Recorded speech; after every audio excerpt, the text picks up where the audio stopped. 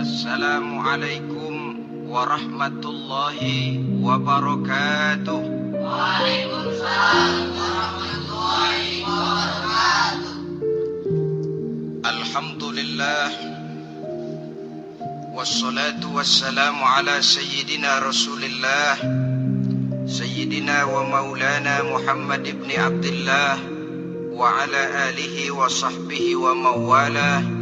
La haula wa la quwwata illa billah, amma ba'du. Saudara-saudara kaum muslimin rahimakumullah,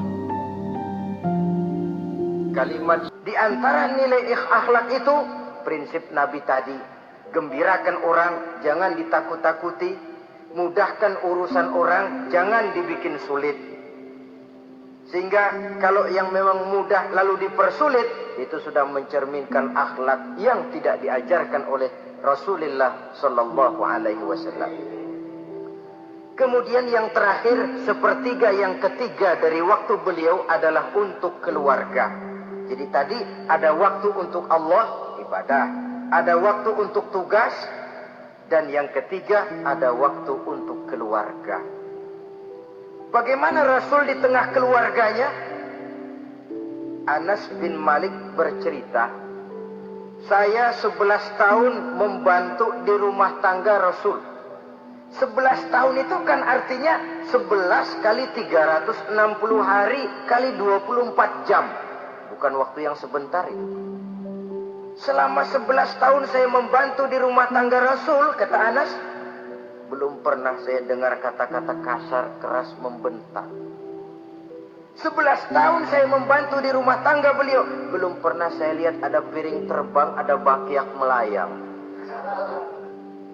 Artinya apa? Cerminan dari ketentraman, keayeman, kedamaian rumah tangga beliau. Padahal rumah tangganya kecil,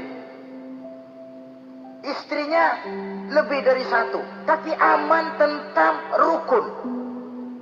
Kita kadang-kadang istri satu seminggu 7 hari, perang 6 hari. Cuma 1 hari gencatan senjata.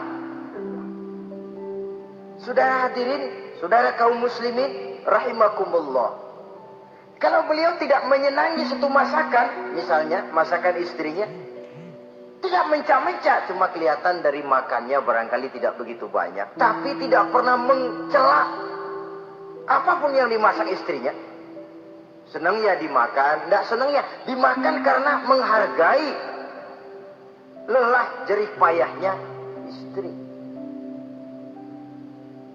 Ini kelihatannya sepele, tapi dari sini keharmonisan rumah tangga itu bisa saja timbul.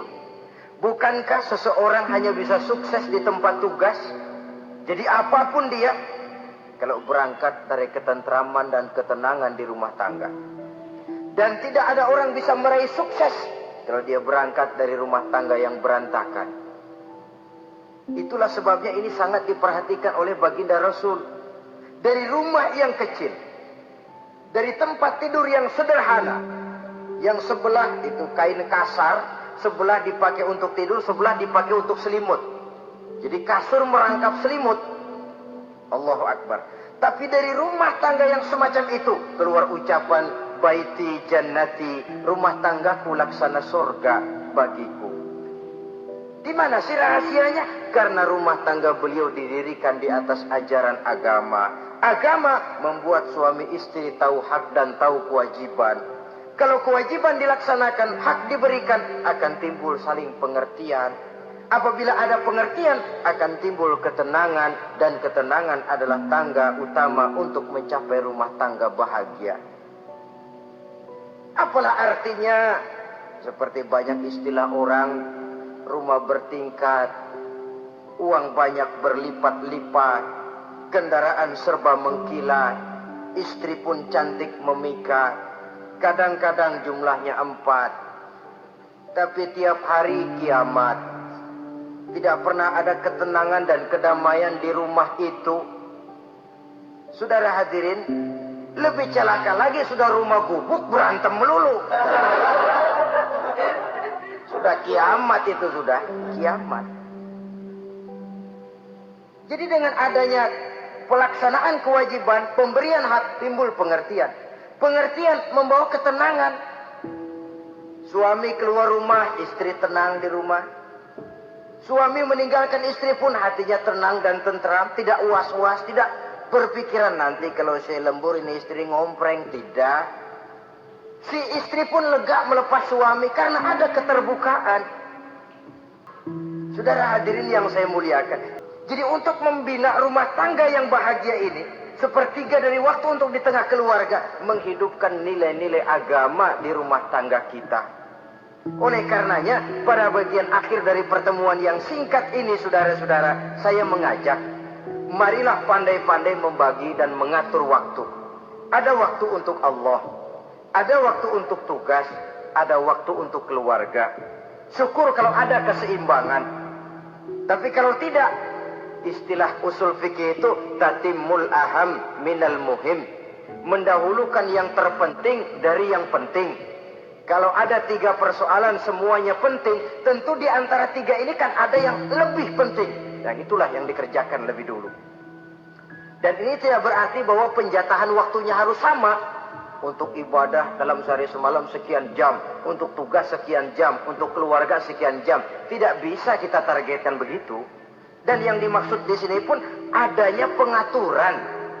Pengaturan tidak berarti bahwa harus sama waktunya, tidak. Kita melihat kepentingannya. Saudara hadirin, sama saja di zaman sekarang, kalau dengan pembangunan kita ingin menciptakan pemerataan di kalangan rakyat, itu tidak berarti bahwa rakyat Indonesia ini standar ekonominya harus sama semua, seperti yang dicita-citakan komunis. Tidak bisa. Menciptakan pemerataan artinya, kalau yang kaya bisa semakin kaya, kenapa yang miskin tidak bisa naik jadi sedikit kaya?